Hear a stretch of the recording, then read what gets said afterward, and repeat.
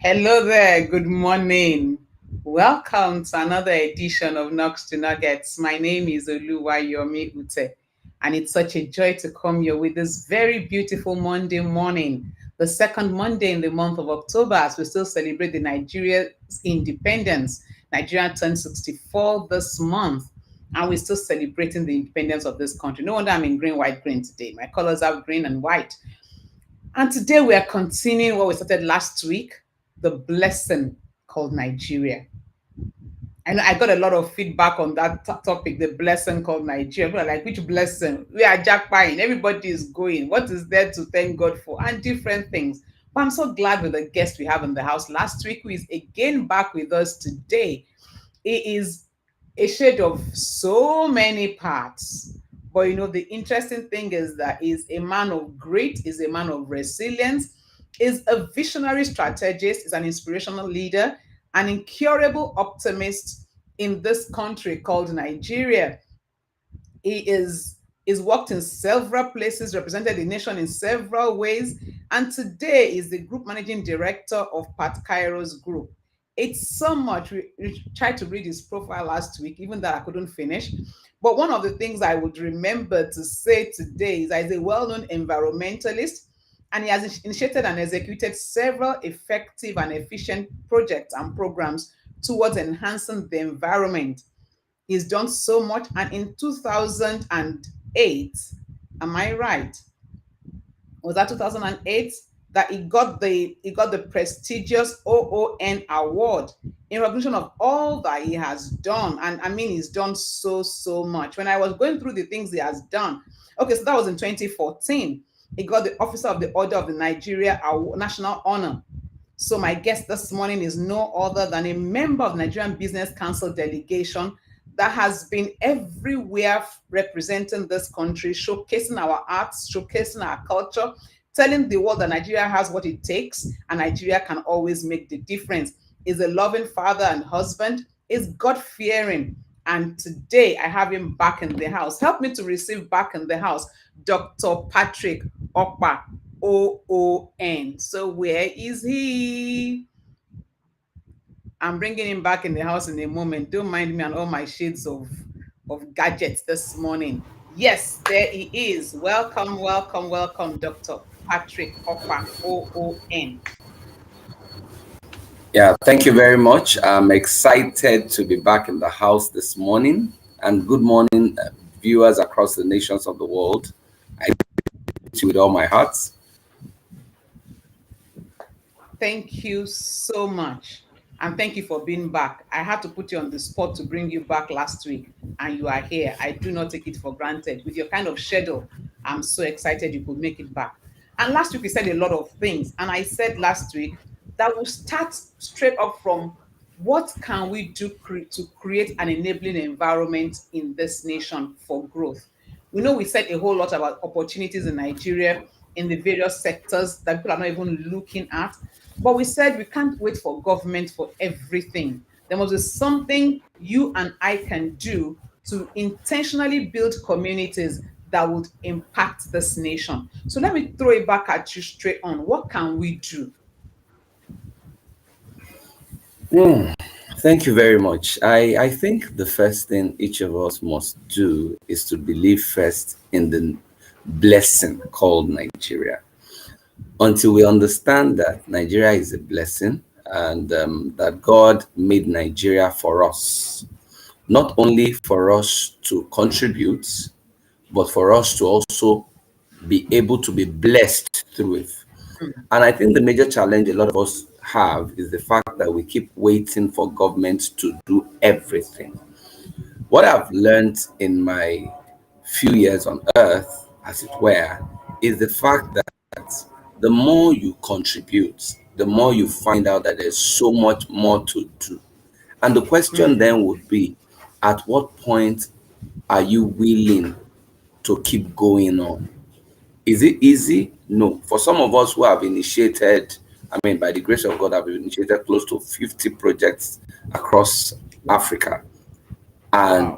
anytime I look back, I'm like, God, at what point would I stop? Because Many times you don't get government support, you don't get funding financially, like what people would say. But because I Mm-hmm. know that there is a lot to do, there are lives to transform, there are people to inspire, there are people to contribute to their future and generations unborn, we must keep at it. Now, the question is, are we willing to sacrifice?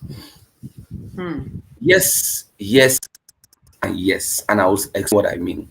A lot of us, the first challenge we always have is the fact that what can I gain from the process?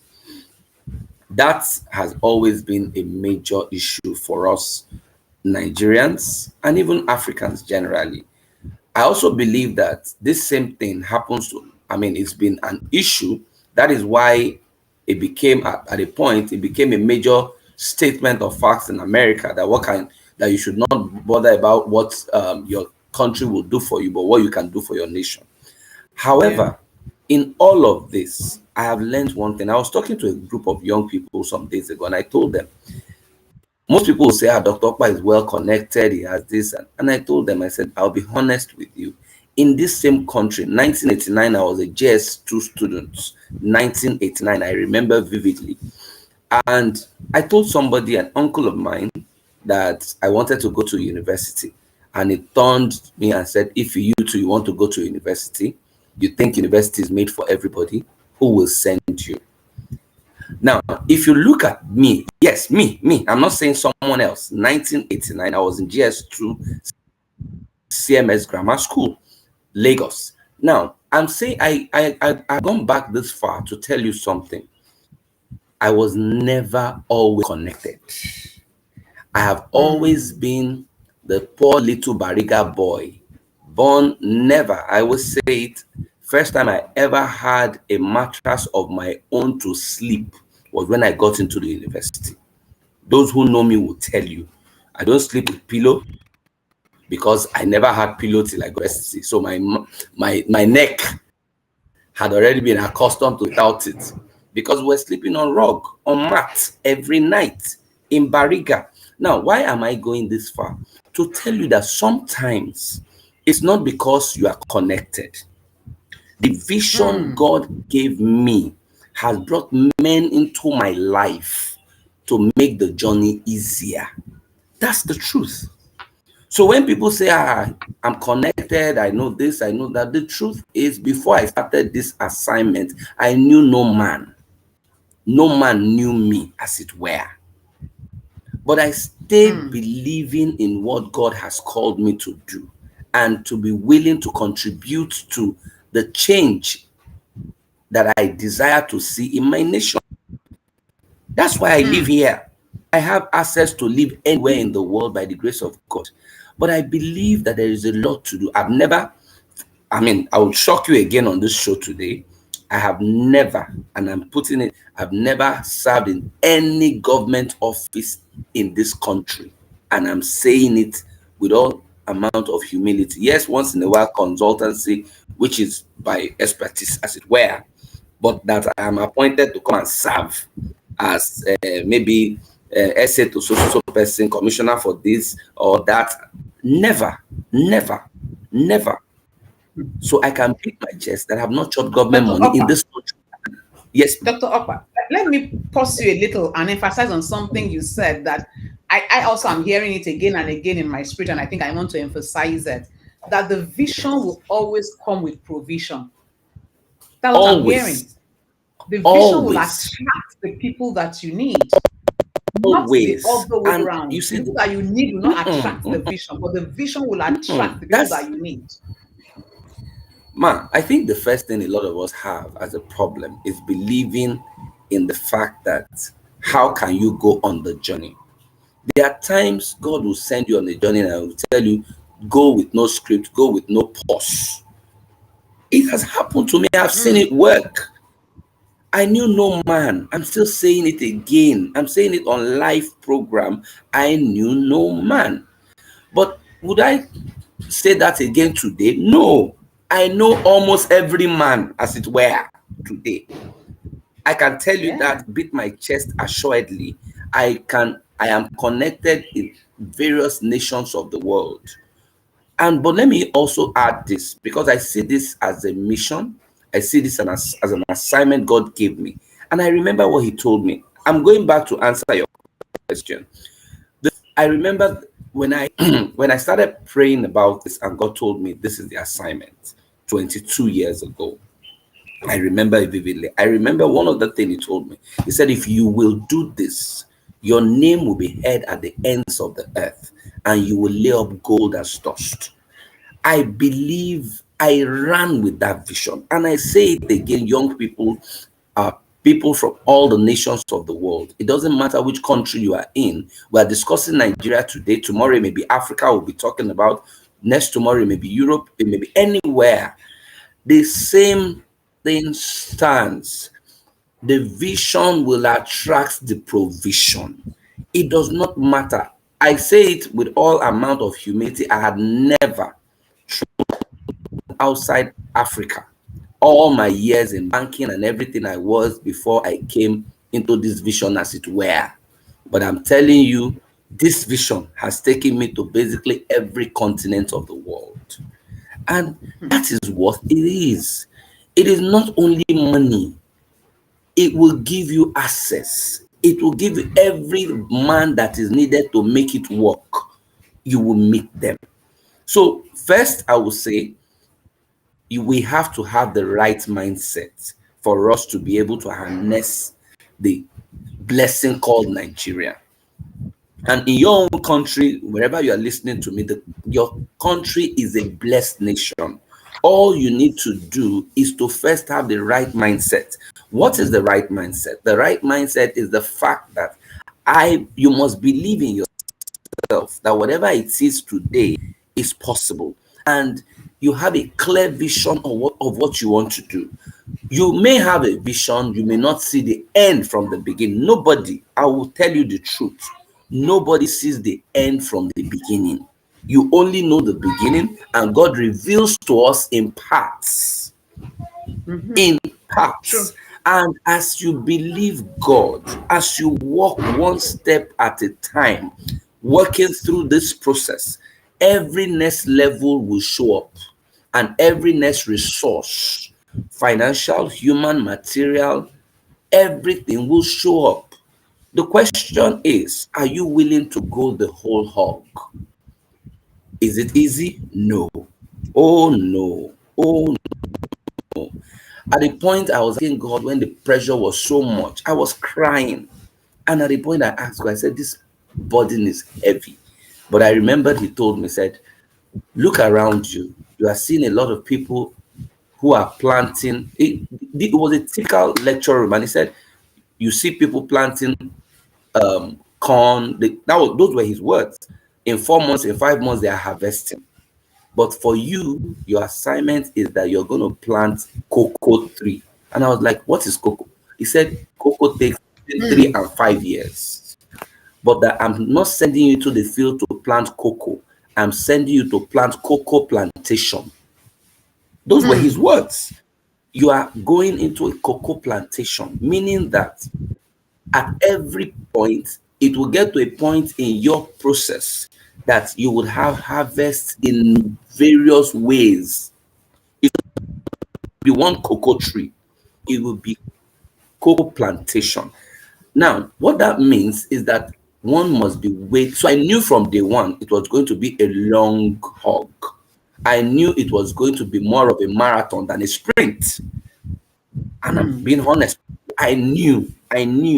So with all of that, I knew that for all of us people across Africa and wherever nation you are listening to me from, and those who will still listen, because I know most likely it will be on YouTube and other. The first thing is be sure of the vision. The word vision goes with the word provision. Provision, the word pro means for or towards. You have no right to have provision if you do not have vision. Is towards a vision. 2 days to the day, it may not look like it. The Bible was talking about, it said that sometimes you just realize that you may not see wind, you may not see rain, but the valley will be filled with water. How will the water get there? It's not your place to know. The most important thing is to be passionate. So I Hmm. would say, going back to the question, what are the things we need to do? First, be clear about the fact that you are willing to go the hog.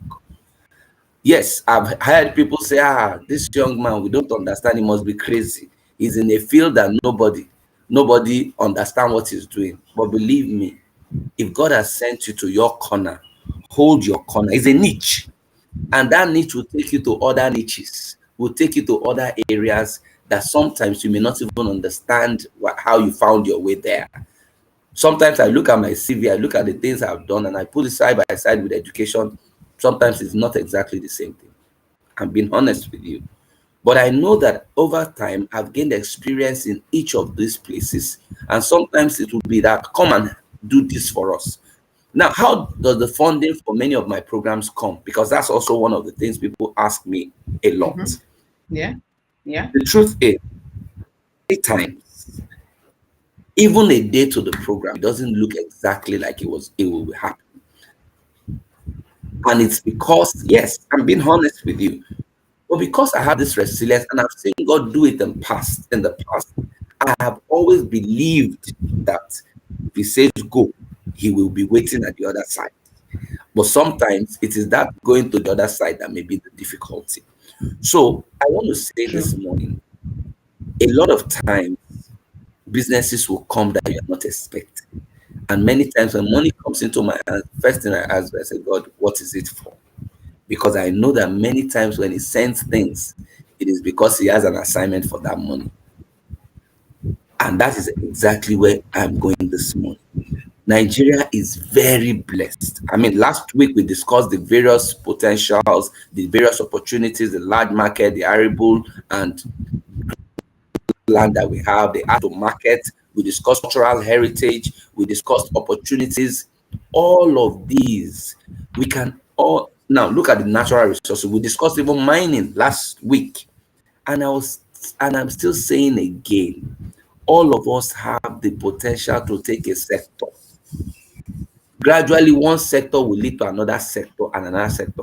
One of my friends yesterday was talking to me and was like, he's leaving for Abuja tomorrow. And I was like, what was it? He's just been he's been saying the same thing in the economic sector, saying the same thing everywhere. Today he's been asked to come and do what he's been talking about in the government of this nation. And I know he's a very passionate person. Oh, I'm very proud of him. And I believe that with such people close to the corridors of power and our prayers, I believe that a lot of things will happen. So what am I saying today Dr. as we are Patrick. here? Yes, ma'am. Yes, I agree What am I saying? totally with you. One thing you have said so clearly is the fact that for every vision there is a provision. But something you just said now is even when the money comes into your hand, don't just spend it. Oh, Spend your yes. money, understand that it has a purpose. Money coming into your hands is for a purpose. Don't eat your seed and your fruit together. But I agree, Yes. there's this thing that is said that a child that will go farther must learn to climb on the shoulders of those who have gone ahead of him. Some of us will not start where you started because God has put you there for us to be able to climb on your shoulders, to see farther, to go faster. And quite a number of people are like that in various areas. Let me ask you that very direct question. In your own space, how are you creating that that enabling environment for others that want to come, for instance, into arts? Thank you very much. Wow, that's a very direct and interesting question. In fairness to everyone who has worked with me over the last 20, 21, 22 years, it's very, when it comes to the world of arts, I mean, nobody has ever, and I'm still saying it again today, nobody has ever exhibited in any of the programs I have ever organized anywhere in the world and paid one couple. So access first to all the markets, to all the opportunities I have is free. That for me, I feel is the most important thing.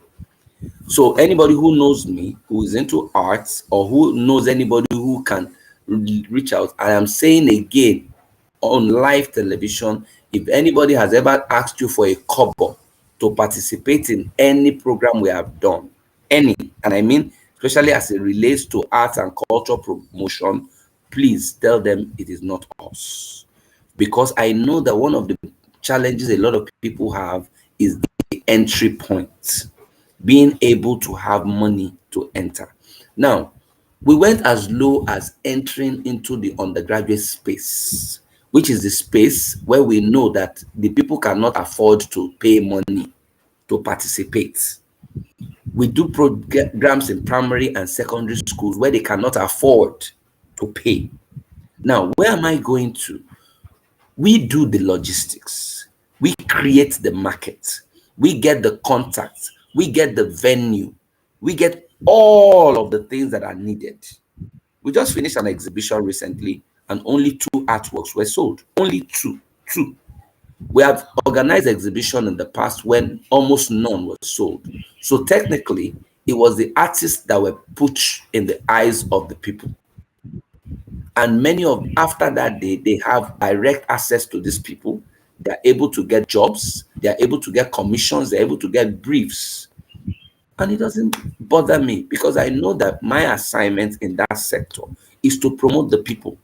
And I tell the artist, for instance, I am not an artist. Yes, a lot of people assume I am, but I'm saying again on live television, I studied marketing, my first degree.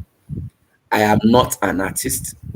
I do not do produce the works as it were. My assignment is to make artists rich.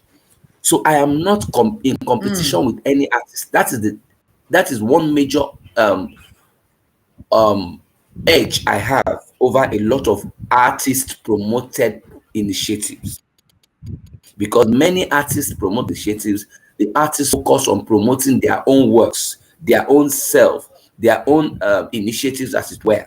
But in my own case, if a governor calls me today, as I receive such calls to, they want this they want this product, they want this work, they want XYZ, I am not going to put my own forward because I don't even have my own. I am not the one producing. So it's still an artist that I will reach out to and say, guy, that they need this, they need this, they need that.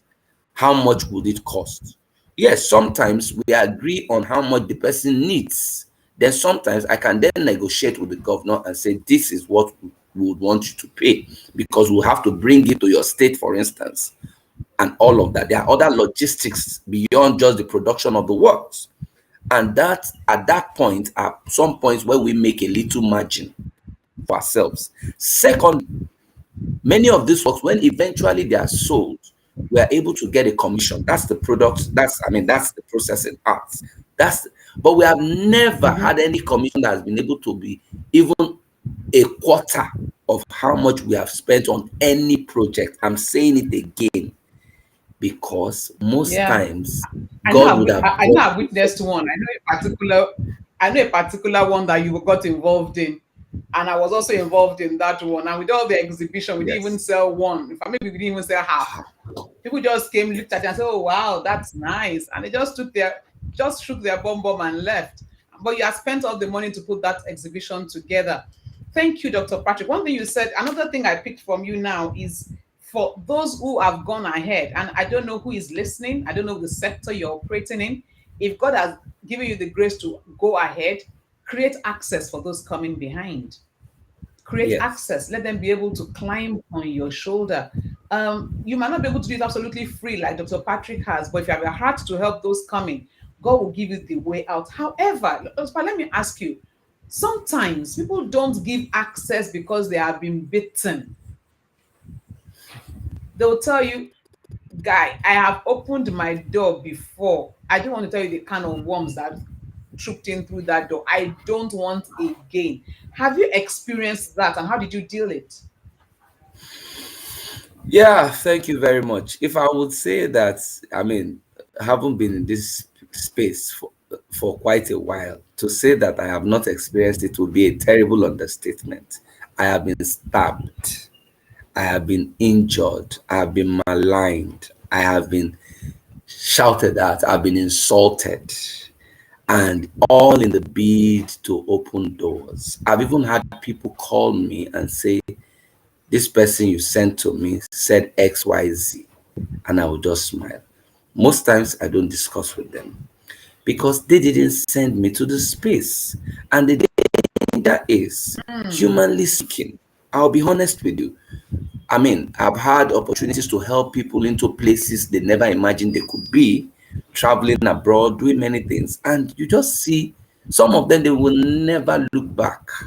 And it doesn't mean anything to me. But the truth is this, the question I would always ask is, should I now shut other doors because of this one person? No, no. Jesus Christ didn't do that for us. He couldn't have. He did that. He was insulted by his own people. He was even killed by his own people. I mean, that is the height of it. Now, how have I dealt with it? Many times, if there is an opportunity to talk about it, I talk about it. There are times I cry. I'll be honest with you. Like I tell my son sometimes, young man, because he used to believe that men don't cry. And I told him that's not true. I still cry till tomorrow. The only thing is that sometimes I don't cry in public. And that's the truth. So it is not that they are not hurtful, it's not that they're not painful. No, they are. But I think the first thing God has helped me to deal with those kind of hurts is the fact that it is first not enough to be the basis for shutting other doors against others. Because by the time you do that, you would have been paying X for the crime of Y. And that for me is a very dangerous terrain. And who knows?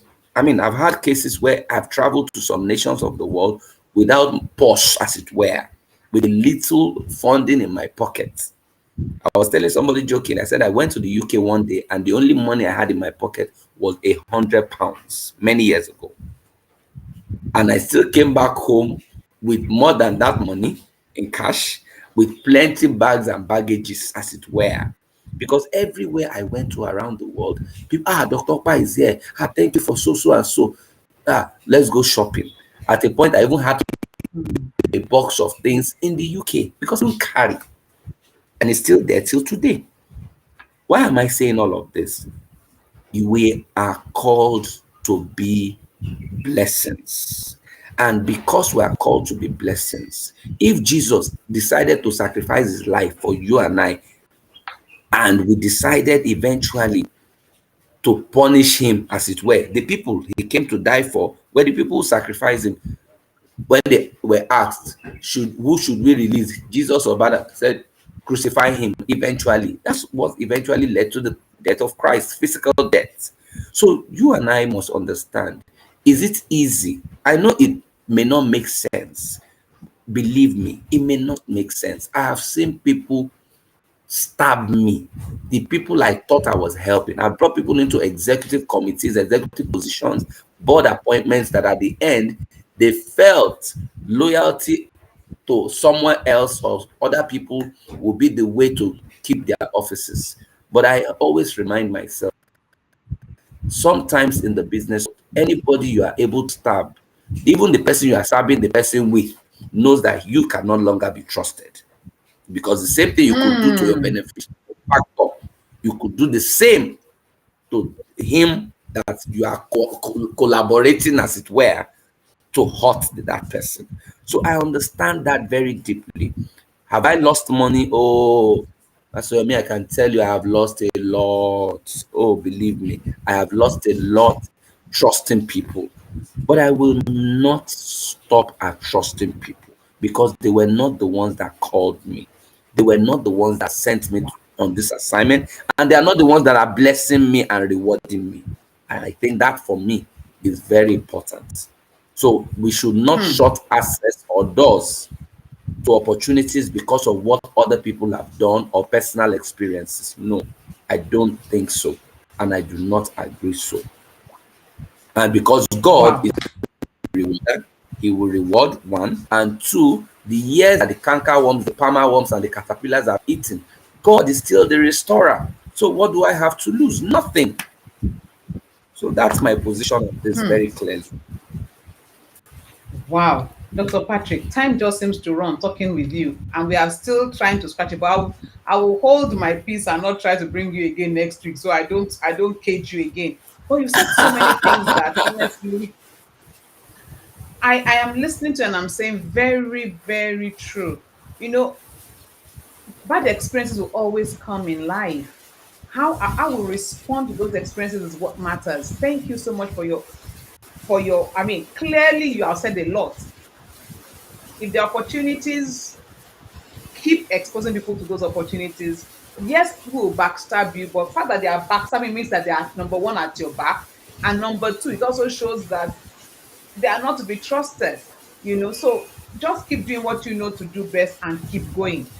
I hope we haven't lost Dr. Patrick finally. I hope he's going to be back now.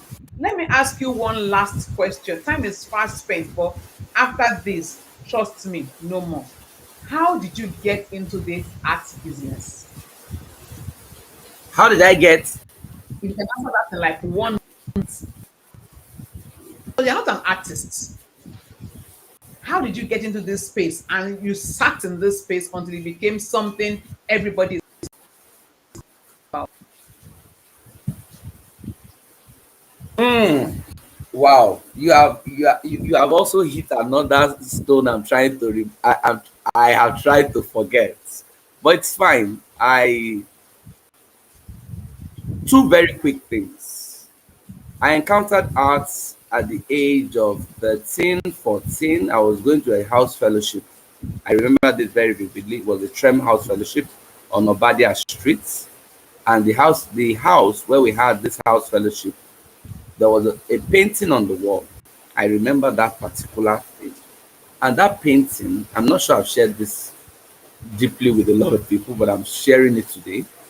That day, I saw the painting, a headless body holding his head in his hands, and blood was flowing from it, and all around him was pictures of human beings, as it were, several of them around this person. So I was looking at this picture. I was looking at it with so much interest. Every time I come, I would look at the artwork.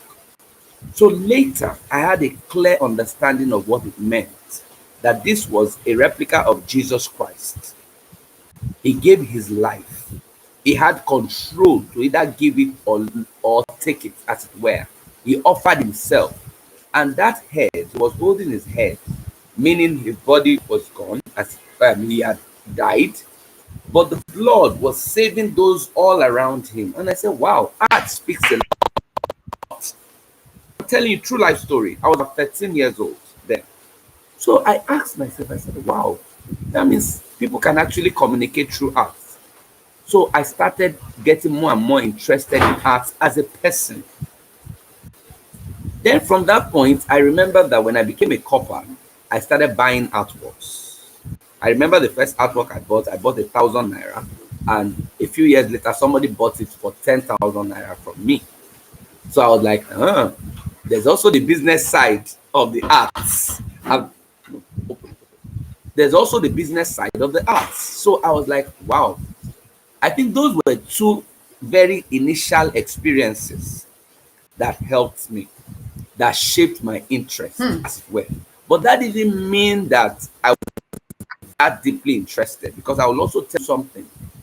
Growing up as a young boy in secondary school, I was very, very bookwormish, like people would say. For those who know, they can confirm what I'm saying. I'm a live program. I wrote my GC in GSS 3. What it meant was that when my colleagues were writing junior WAEC, I was writing both junior WAEC and senior WAEC the same year. So by SS1, I had cleared my papers and went to university. Life story, CMS Grammar School. 1990, I was in just 3. 1991, I had my papers.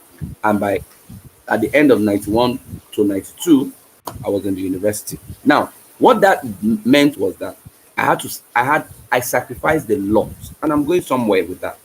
What it also meant was that that level of sacrifice made me, everybody just saw me as that bullish person. I wasn't reading novels.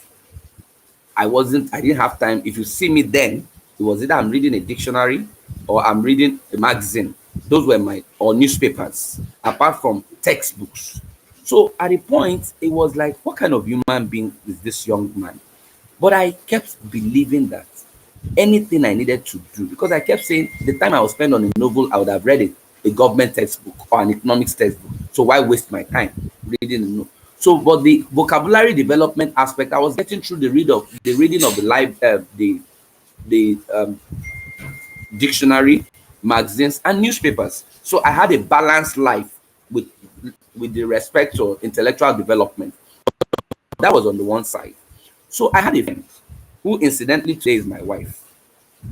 Like every other young person, we grew up in Trem, and I used to see them, they love dancing. And I used to laugh at them that how can these people be unserious people, be dancing, dancing. I'm telling you my own story. So I remember when Sister Anne Ian released her song Akanankwe, and I watched the video. And interestingly, there were three young people, Ijoma Ezagula, Blessing Omadibi, and I think one other person were the people who danced on that video. Incidentally, the Blessing Omadibi is now my wife. We've been married for about 19 years. And so it was like, this young girl, she's very intelligent, but she loves dancing. So in my mind, I saw her as a very unserious fellow. And that was how the matter started. So she became my friend. Like I saw a lot of artists as unserious people. I'm being honest with you. So many years later, with this development of liking, being interested in what they were saying, not the act itself, I was just interested in, okay, they could communicate. Then later, one can make money from it. Those were two things.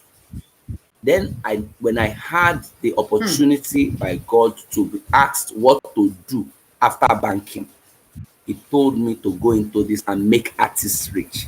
Believe me, man, for me, it was the wrongest, as it were, if there's a word like that, Interesting assignment to do. story. I'm telling you, it was an aspect that I did not want to do because it was like working with unserious human beings. But it made, I think, Can you maybe imagine? that's why God made me, Pastor me, I think that's why God made me that promise. Because he needed me a promise that would make me more attracted to that assignment. And that's probably when he had to tell me, he said, if you will do this. Yes, I'm with you. I hope you can hear me. Hello, I hope you can hear me. I said, I hope you can hear me. Hello. Yes, I can hear you now. Okay, I believe I can you hear can you hear now. me. So I just go on Yes, I can hear to you now. conclude on it. So at a point, it became interesting that I had to tell myself, I said, for God to convince me to do this assignment, it meant that he needed to give me a promise that was too attractive, like he gave David. It was too attractive for me to miss. David had to ask his brother, what will be done to a person who kills this giant? I think that was one God was doing to me at that time. He said, your name will be heard at the ends of the earth, and you will lay up gold as dust. That was one of the things that helped me. So I knew there was a promise that could go with that assignment, and I was willing to go with it. So on that note, that for me was one of the things that helped me to get deeper and deeper into that world. Was it easy? No. But I was willing to get to the end of it. So I'm saying today, I am in that space. Today around the world, by the grace of God, when you talk about arts promoters around the world, I'm sure if they have to pick top 10 this world today, my name will be called. I know what I'm saying. It's just a lot of people don't even know that this is the face, that is the Patrick Ifechukwu de Okpah. But I'm excited because if God has helped me this far, it means that the journey is still very much ahead. And I'm excited about it. So I'm saying categorically, I think God now eventually orchestrated it that my friend that was the dancer that I thought was unserious eventually became my wife because I needed somebody who will understand the vision, who will understand the assignment, and who will have the patience to go through this process.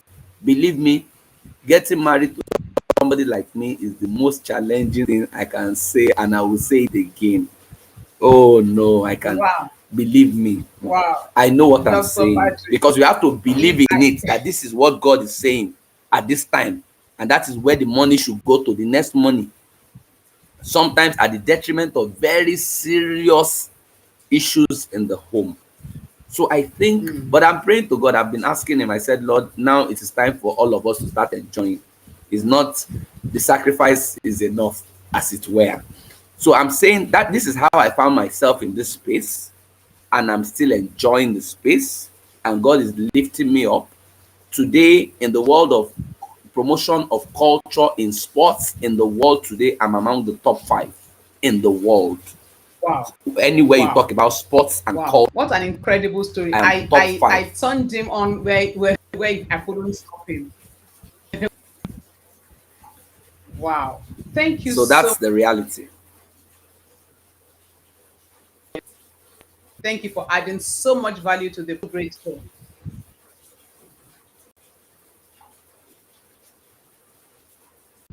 Thank you, thank you, thank you very much. And thank you to everyone who is watching. I hope You're everybody can welcome. hear me. My network seems to be failing at this time.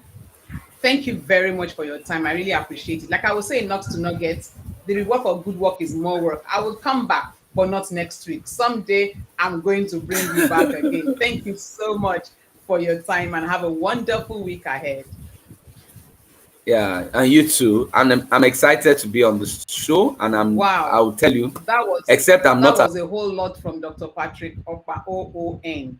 I mean, sincerely, he has added value to us. I know a lot of people have been challenged to the things that he said. Remember, opportunities will always come.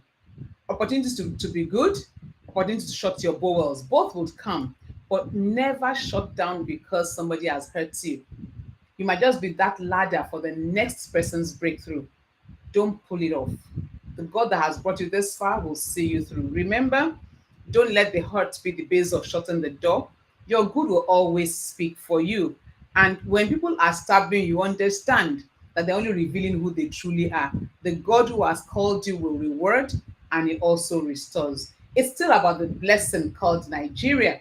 And next week, we'll still continue looking at the media aspect of it, the blessing called Nigeria. Until I come your way next week, Monday, in another edition of Knocks to Nuggets. Don't ever forget it. If you can be it, if you can think it, you can be it. And yes, you can have it. Thank you to every single person that has been on this call with me. And thank you to everyone that will join thereafter. Remember, go to my YouTube channel, like the video, share it, let somebody out there know about Knocks to Nuggets, and never forget it. Together we win. God bless you. Have a fantastic week ahead. Bye for now.